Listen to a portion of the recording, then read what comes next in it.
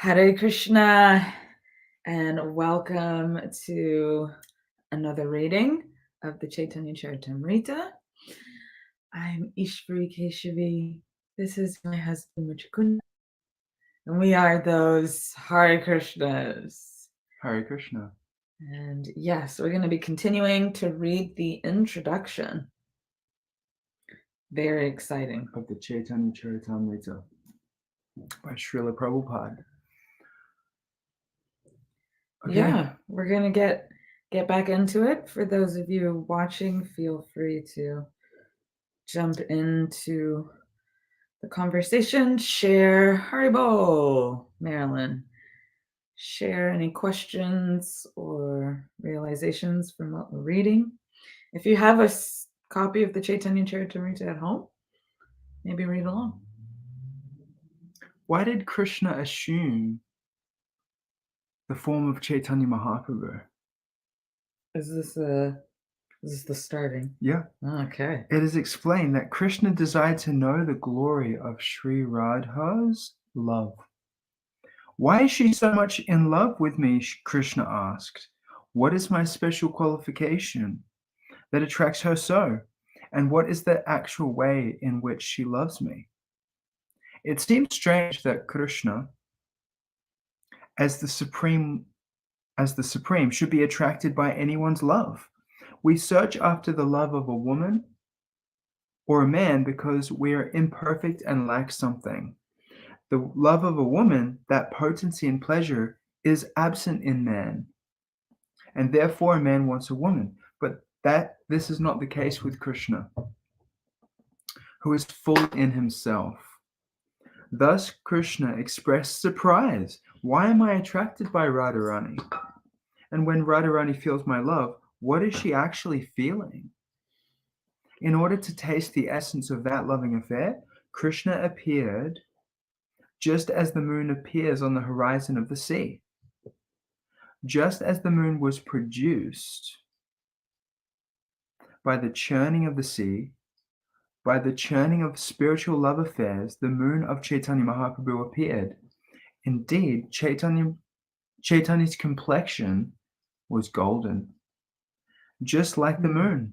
Although this is figurative language, it conveys the meaning behind the appearance of Chaitanya Mahaprabhu. The full significance of his appearance will be explained in later chapters. And we ended there yesterday. So yeah, reading so on. good. So good. The manifestations of the Supreme are also explained in the Chaitanya Charitamrta. Chaitanya Charitamrta. Say it 10 times. Yeah. Chaitanya Charitamrta, Chaitanya Charitamrta, Chaitanya Charitamrta, Chaitanya Charitamrta, Chaitanya. That was 5. It's pretty good, right? Well, it's like 5 out of 10, so... Chaitanya Charitamrta, Chaitanya Charitamrta, Chaitanya Charitamrta, Chaitanya Charitamrta, Chaitanya Charitamrta. Not bad. After offering respects to Lord Chaitanya, Krishnadas Kaviraj. Thanks for coming back. Next offers them to Nityananda. He explains that Nityananda is a manifestation of Sankarshan, who is the origin of Mahavishnu. Technical parts here. Krishna's first manifestation is as Balaram, and then Sankarsana. And after Sankarsana, he is manifest as Pradyumna. In this way, so many expansions take place. Although there are many expansions, Lord Sri Krishna is the origin as confirmed in the Brahma Samhita. He is like the original candle from which many thousands and millions of candles are lit. I like that analogy. It makes sense. Although any number of candles can be lighted, the original candle still retains its identity as the origin. In this way, Krishna expands himself into so many lights, and all these expansions are called Vishnu Tattva. All these expansions are called Vishnu Tattva. Nityananda, Sankarshan, Pradyumna. These are all Vishnu Tattva.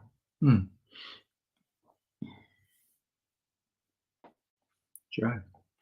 Vishnu Tattva. When it is necessary to create the material universe, Vishnu expands himself as Mahavishnu.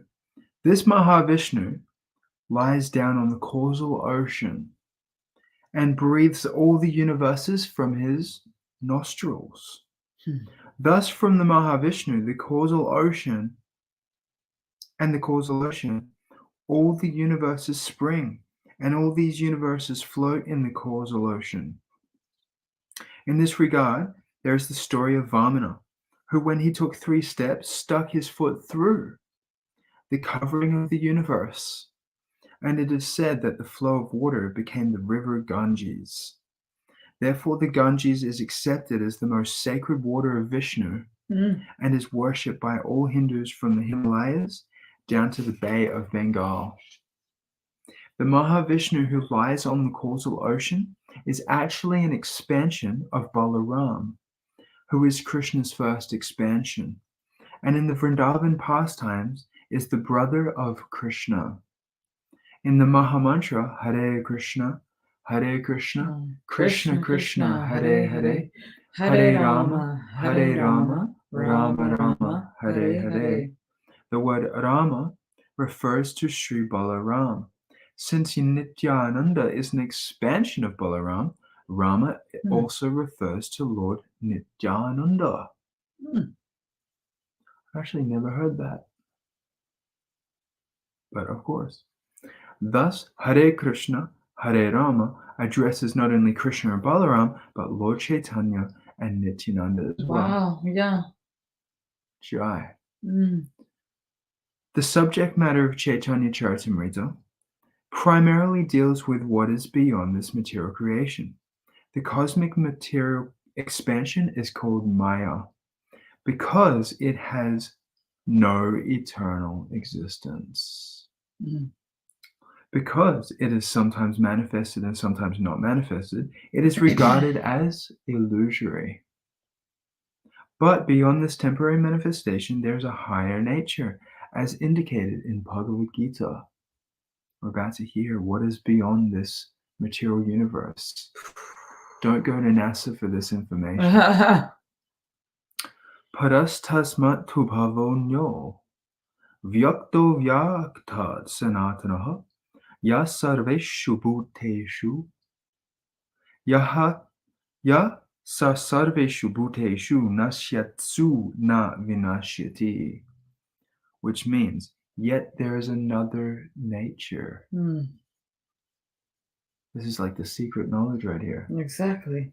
There is another reality, another nature, which is eternal and is transcendental to this manifested and unmanifested matter. It is supreme and is never annihilated. When all in this world is annihilated, that part remains as it is. Why isn't this Bhagavad being Gita 8:20. distributed? Well, let's talk about that for briefly, right? Yeah. So why isn't this taught? Yeah. Well, as you said, distributed. What do you mean by that? Yeah, taught, distributed in school. Okay, and what's your answer to that? I mean, this is saying that there's something else beyond our universe. Right. And to get young people thinking like that, yeah. Yeah, what? I mean, it could be dangerous for the government. I don't know. It's definitely not good for governance. Like if I was government, I wouldn't want religion at all. Right.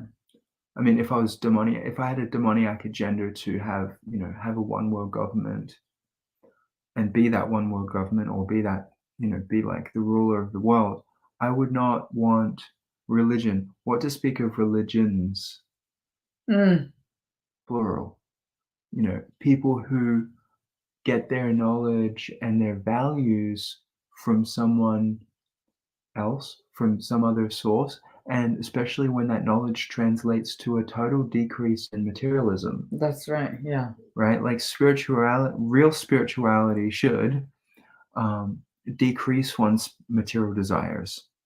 That ain't good for governance. Yeah. Yeah. Then you get the future generations. You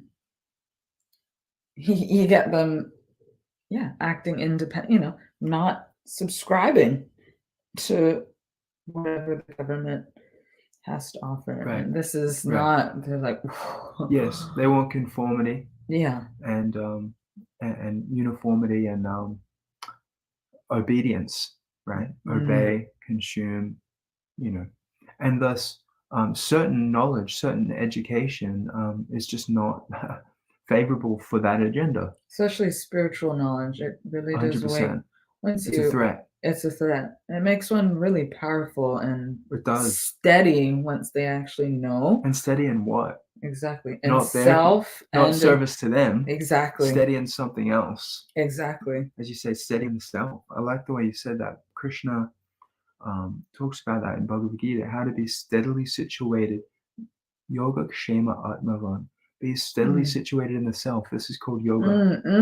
So if people are connecting, yoking with the divine, that's what yoga means. The word yoke comes from this word. If people are doing that, then they're not yoked to the they're not yoked to MK Ultra. They're not yoked to the values taught in schools. I say taught because to really teach something, to really be taught something, I say, real education is spiritual education. So I don't even want to say, I'd say indoctrinated. Right. You just being passed. It's just being regurgitated by. Like, here's the script. Yeah, brainwashed. You're not taught stuff in school. You're brainwashed. But actually, even that's a compliment because the washing something is good. Yeah, right. The devotees of Krishna were asked, are you brainwashing people? I think it was Srila Prabhupada, I might be wrong, but he said, yes, come and we'll wash your brain. Yeah. It's got dirt in it from time immemorial. Yeah, and Sri Chaitanya Mahaprabhu, right? We just read the last chapter of this book. Now we're back to the start, but the first verse of his Shikshastakam, he says, Chito Darpana Marjanam. Marjanam means bathing. Yeah. And Sarvatma Snapanam, the same verse, means a complete bath for the self. So there's the cleansing of the Chaita, of the mirror of the heart or the mind gets, all the dust gets cleared through the chanting, through this education, which is the king of education. And then also the soul gets bathed. Hanky Panda says, brain cleansed willingly. Yeah, by these books. Yeah, 100%. By the words of the acharyas. Yeah. Yeah. This is the, I think it was this viewer who said she has all the books except for the 2 big sets. I might be wrong. Is that her? In either case, this is the real cleanse. This is the deep cleanse, the spa for the soul. This is the deep cleanse. Yeah. This is the spa for the soul, immersion in these books. Also Bhagavad Gita. Definitely, yeah. That progression. Continuing on, that supreme nature is beyond the manifested vyakta and unmanifested avyakta. The superior nature, which is beyond both creation and annihilation, is the living force, which is manifest in the bodies of all living entities. The body itself is composed of inferior nature, matter, but it is the superior nature that is moving the body. Just imagine hearing that in science class. Right. The symptom of that superior nature is consciousness. Thus, in the spiritual world, where everything is composed of the superior nature, everything is conscious. In the material world, inanimate objects are not conscious. But in the spiritual world, this is not so. There is a table. There, a table is conscious, and land is conscious. The trees are conscious. Everything is conscious. In the spiritual world, a table is conscious. Yeah. That's far out. And everything is there with the serving mood. They're all there to serve Krishna. They're conscious. I am a table and I'm here to serve Krishna. Yeah. I can keep going. It is not possible to imagine how far this material manifestation extends. In the material world, everything is calculated by imagination or by some imperfect method. But Vedic literatures give information of what lies beyond the material universe. Love this. We were just talking about this morning, right? Yes. Especially everyone, especially teens, is fascinated by this topic, right? In school, when anything about space, it's like space, like drink it up, I'll share the first question that I asked a devotee when I met one. His name was Gunarnava Prabhu. He was interviewing me for an art project, what he called an art project about young people and their values and beliefs.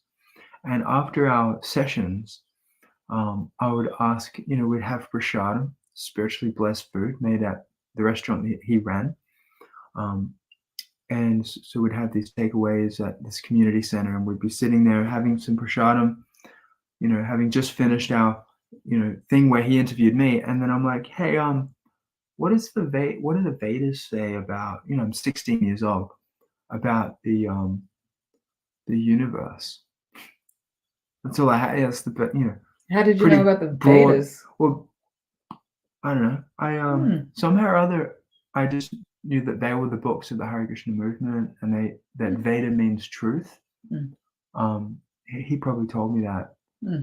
But as soon as I heard that, I actually changed my graffiti alias at the time. So as a teen, my background is art, specifically graffiti art. My whole teenage, life was immersed in that sport / craft. It was both, the getting up high spots, everything like, so I was writing something, and then I changed my tag to Vedas. And I became the third most wanted, according to one source, the third most wanted graffiti artist in Brisbane for writing Vedas. Wow. Anyways, truth. Just facts, not to brag. But well, in one sense, it is a brag because that's what I wanted. I achieved my goal. But so I asked him, according to the Vedas, what, tell me about the universe. And he took out a piece of paper, A4 piece of paper, and just drew this thing. And what he drew was this. I wish I still had the original drawing, but it's essentially this. The cover. As you can see here, this is a map. This is literally a map, right? And it extends like this. What you see here is, and he drew this for me, what we just read about, Mahavishnu lying in the causal ocean, and he's breathing out countless universes. And here's a snapshot of one, but there's all of them here in this bubble here. And if you look into one, there's another Mahavishnu lying on a couch made from his brother Balaram in the form of Ananta Shesh. A couch. Bed, snake bed. And on that snake bed, from his navel comes Lord Brahma sitting on a lotus flower. And he is the creator, secondary creator of the universe.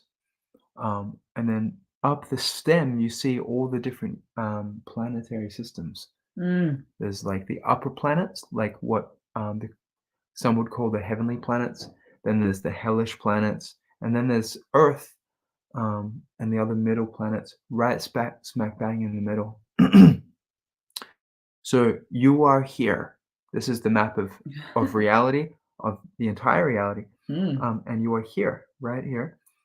And but beyond this whole covering, this whole little corner called the material existence, there is the Satdam, or the abode of truth, which includes all these Vaikuntha planets where Lord Vishnu resides personally with his associates, and many people can go there if they so desire through devotional service and live with Lord Vishnu.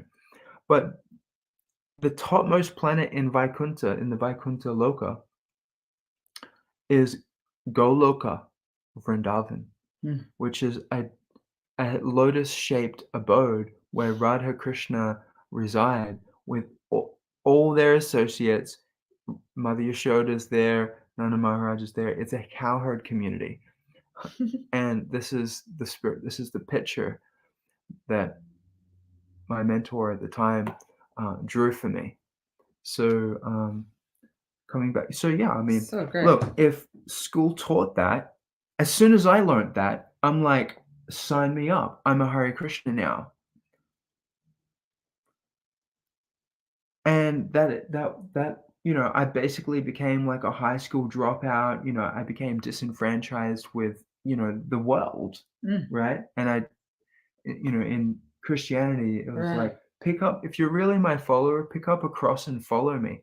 It was like that renunciation of the material world. Yeah. And that's what they don't want, the young people. Exactly. Yeah. 100%. That's too powerful to compete with. Yeah, and then I went out, I became a monk and distributed these books, all day, every day. And, a lot of people became devotees themselves, So that is not good for the agenda of the demons. Right. Can you link me to a map?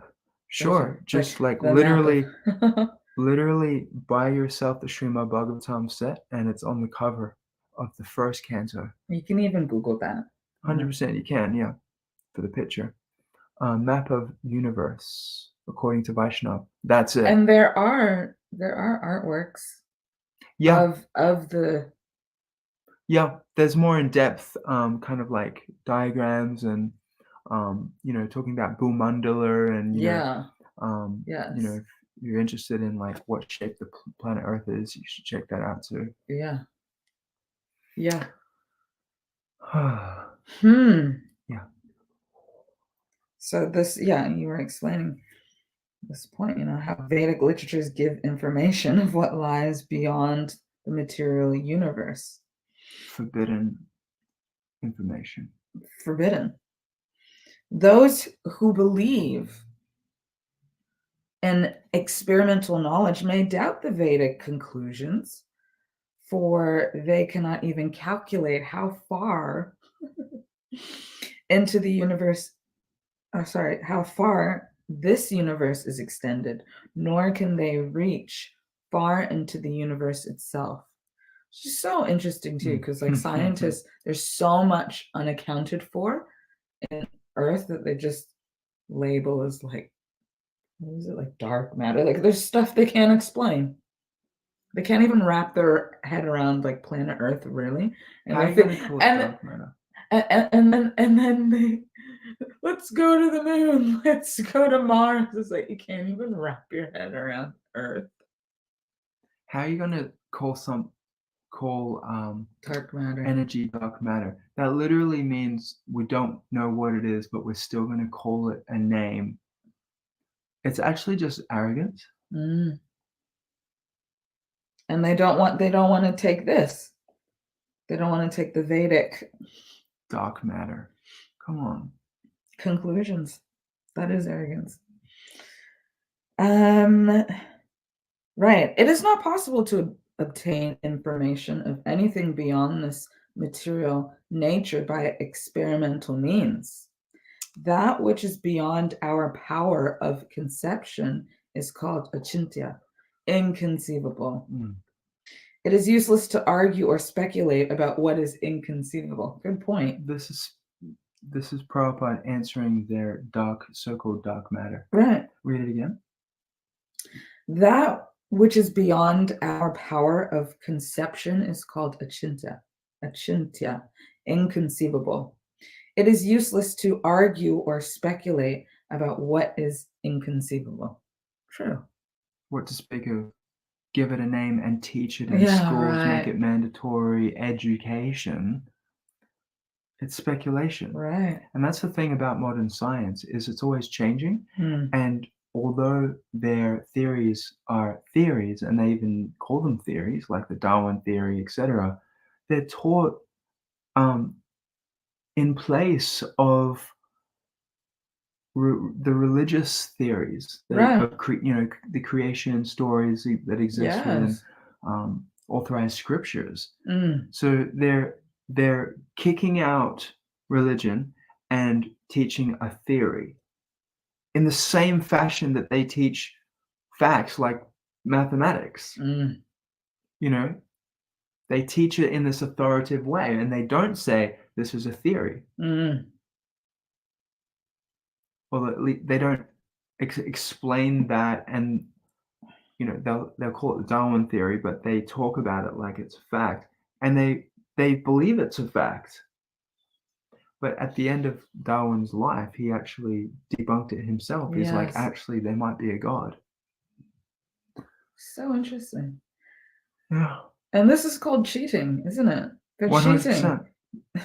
They're kicking out religion and then bringing in their own speculation and posing it as, like you said, like in an authoritative way.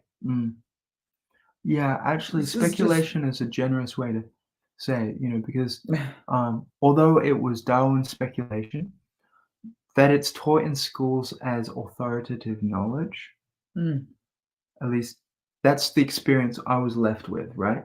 Like, maybe not every single teacher will say, hey, this is, but in general, there's this experience that young people are left with, which is that the Darwin theory is the most, is probably the way things are. Yeah. Right. So what did you say? It's speculation, right? Yeah. So it was someone's speculation, and that's one thing. He's allowed to speculate. He's just doing the best with what he's got, right? Yeah. Whatever. Darwin, do you, bro? But that it got taken and then put into the curriculum the way it has been. Yes. I say that's a deliberate attack on the minds of children. And it's unscientific, and it's uncool. It's not cool, and especially that they took religion out. Right. So I'm obviously, anti-modern school, modern education. I think it's got an agenda. No, I think there is 100%. Right now, they're pushing this transgender thing, taking out, Anyway, let's not even go there. Suffice it to say, just quote Srila Prabhupada, the modern education system is a slaughterhouse. It's a slaughterhouse. Modern schools are a slaughterhouse. Suffice it to say that. And here we're actually hearing about real knowledge. 100%.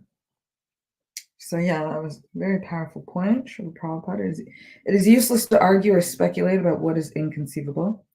If it is truly inconceivable, it is not subject to speculation or experimentation. Our energy is limited, and our sense perception is limited.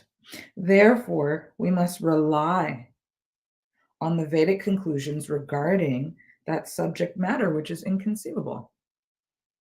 Knowledge of the superior nature must simply be accepted without argument, and that's something people can't deal with. Why do you say that? You think I'm just going to take this? Well, who says? We did that. It's ego. False ego. We did that, though. I know. For most people. Well, you think? I would, just for not argument's sake, but just to propose like an alternative take on that, or just to build upon it, right? So why is that most people don't, have that kind of faith in the Vedas? The Vedas are considered to be like the mother. If you want to know who the father is, your father is, you just ask mom. She'll tell you. That's the analogy that's given. Obviously, she could lie, whatever. The analogy is like that. So because she knows.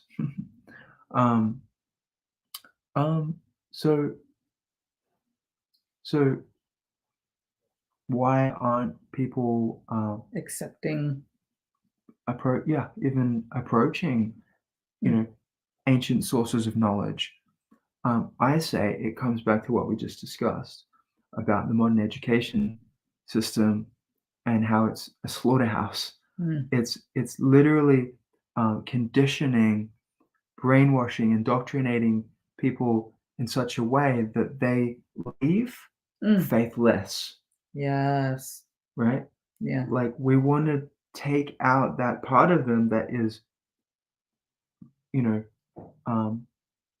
God-fearing, God-loving, what to speak of God-loving, God-abiding, God-conscious. They want to take that out completely, and you can see that in the way that they've set up the curriculum. They took that out, and then they replaced it with an atheistic theory of the universe. So I say if you want to look to, for an answer as to why people aren't taking up Vedic knowledge, it's because they're taught not to. Right. They're taught to fear and be skeptical, of this kind of knowledge that they'll, people will go around and say it's outdated. They say it's outdated and archaic or bigoted, or what else will they say? Yeah, it's outdated. It doesn't apply to our, the future. We've made advancements since then. Yeah, exactly. The idea is that whatever is current is we're the most advanced humans have ever been. That's the doctrine, right? Yeah. Science and technology is so advanced. The further you go back in time, the less advanced is what they want to say. Yeah, and have everyone believe, right? Yes. And so inherent in that is that you should also trust us, who were the spearheads of technology and technological advancement. The progressive. And so our progress, you should keep an eye on this space, and whatever we do, you should embrace, because this is the most advanced, right? We've got this new thing. You should celebrate it. They've got everyone kind of like following them, and of course, ditching the old in the name of progress. Yes. So, the biggest I think maybe a good takeaway from today is like question your own definition of progress. What is progress? What is progress?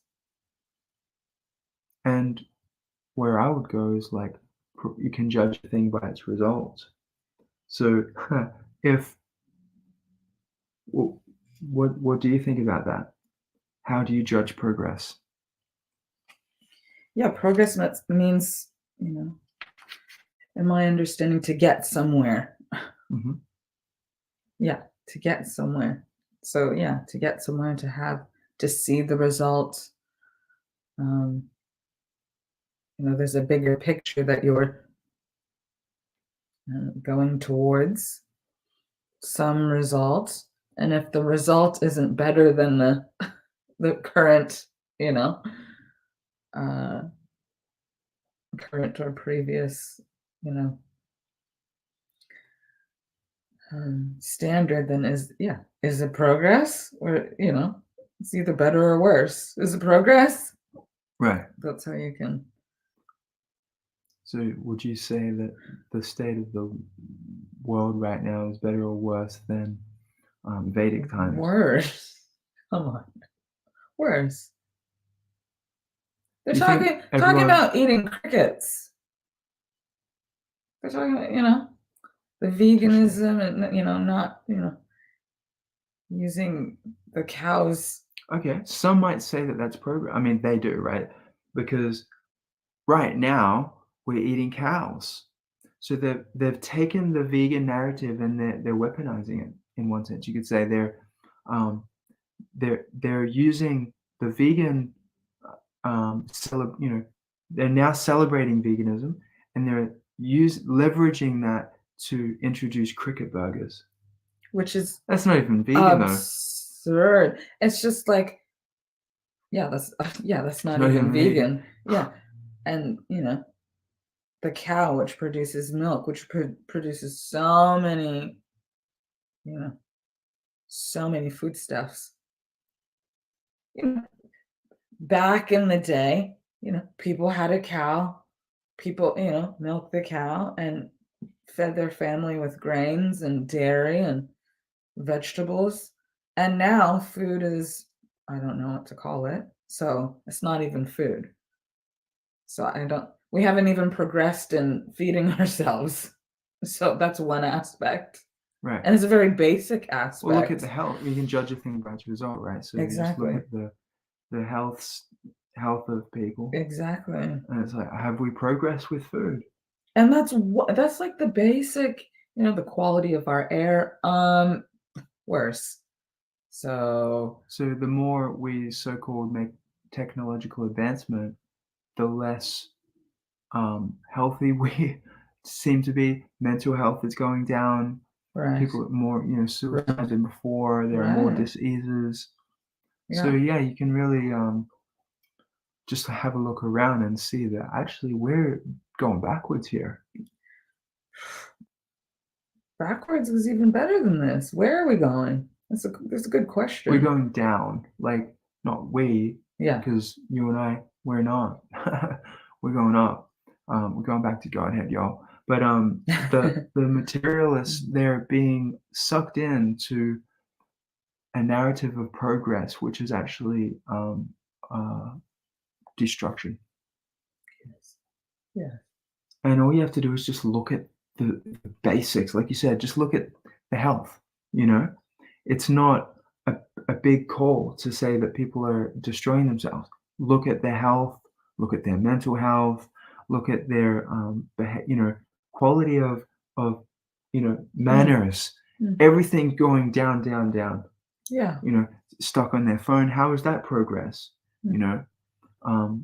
Even just 50 years ago, the quality of life was, ladies and gentlemen, and their abilities, and even things, the quality of built. things. Yeah, right. The things that the people built were way better. Houses. Yeah. Interesting. Even aesthetics, style, like architecture, things were ornate and beautiful, and it's not that that's absent now, but it's rare that the city will be beautiful. It's this minimalism with an uncapitalized, a lowercase m. It's just cheap. It's not actually.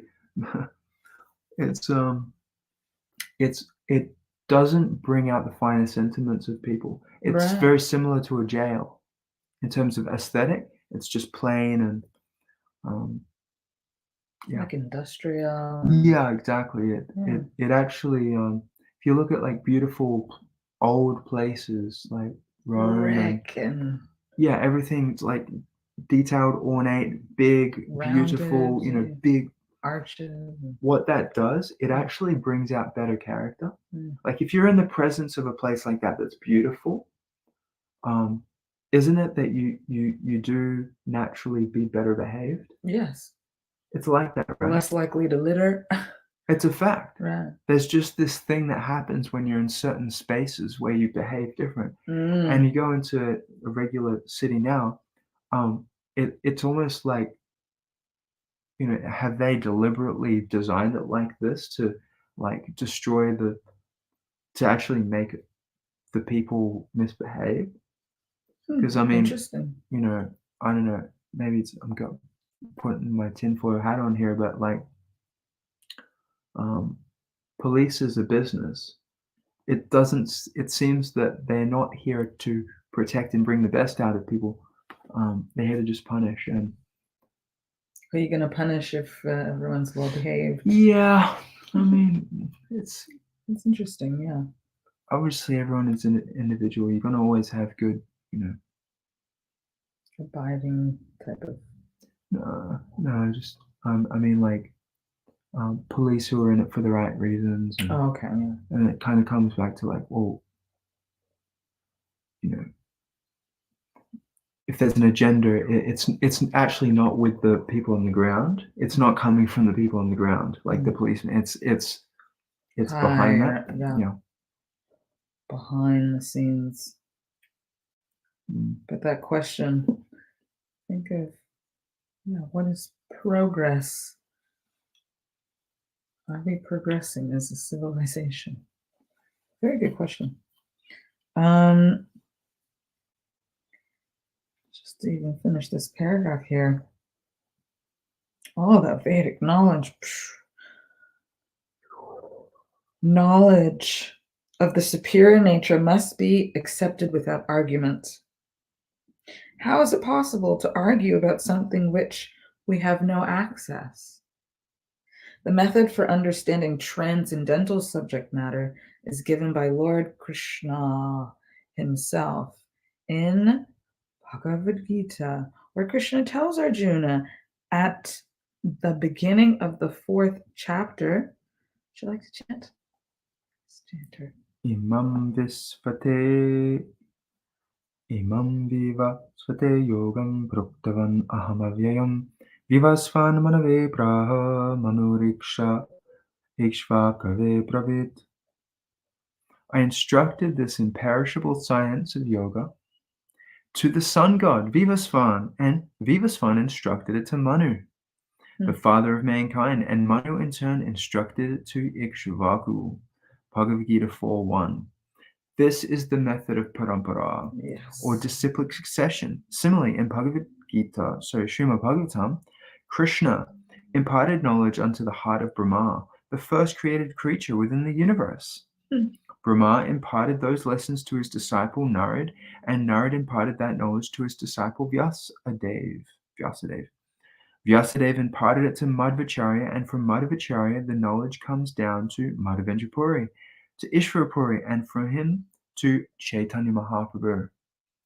So what I'm getting here is that this principle of parampara, we've just been talking about education and progress, right?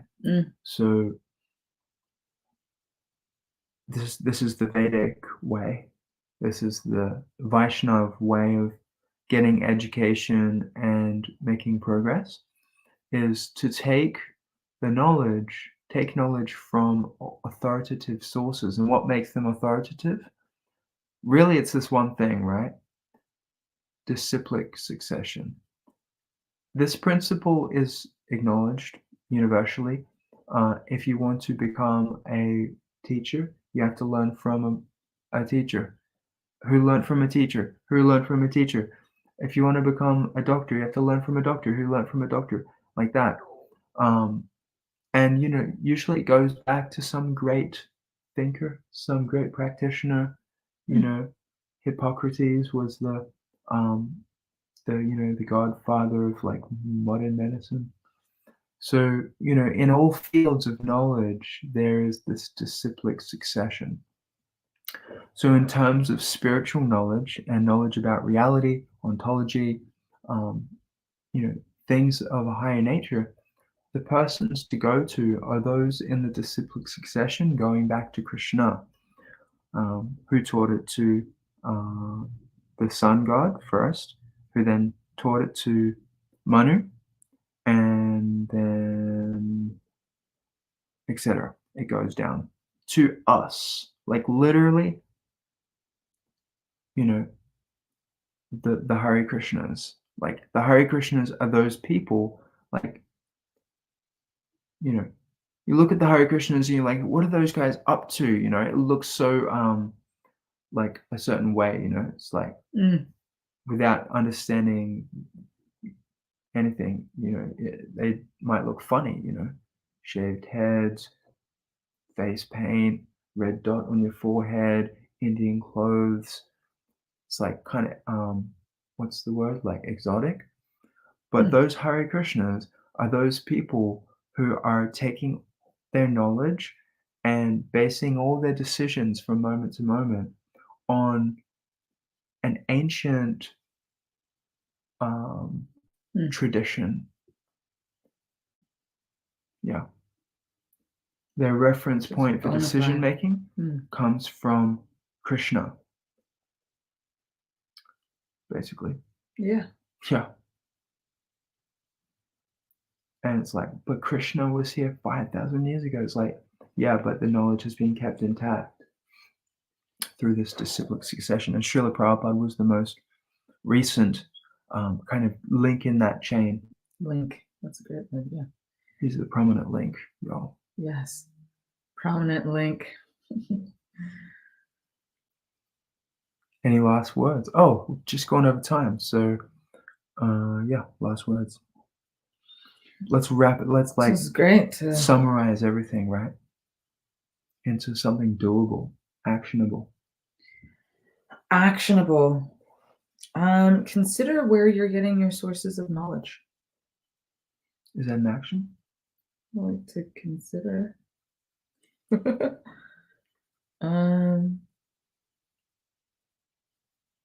It's a powerful thought experiment / thought exercise. Yeah, reconsider, overhaul your trust in your knowledge sources. Yeah. Renovate your whole conception of truth and authority. What would you say? It's an actionable. Yeah, it's something actionable. By the Srimad Bhagavatam, by the Chaitanya Charitamrta set. There you go. Read it and re-educate yourself, because you know they messed you up. It's undoing. It's what's the word? Unlearning. We have to unlearn all the stuff, you know, that they put in our brains, you know, about reality. All of it, because okay, some stuff you can keep and use it in Krishna's service, but you know, the way we've been educated in the modern society is to serve self. And not even knowing what the self is, to basically think we're the body and go around thinking everyone else is a body, and then, you know, try to make it in this world, you know, and get titles attached to your body like doctor and Mr. and Mrs. And it's all just completely superficial, right? So unlearning all of that is advantageous for us as living beings who are spiritual by nature. And then, of course, how do you do that? Is you have to learn. The unlearning takes place naturally when you learn the truth of existence. So you just basically buy the Srimad Bhagavatam, buy the Chaitanya Charitamrta set, the Bhagavad Gita. You don't already have that, and just read. Yeah, just read Prabhupada's books. Yeah, that's the actionable thing. And apply what they say, of course. Right. Make your life perfect. Okay, Hare Krishna, thank you for watching. We love you. See you tomorrow. Till next time.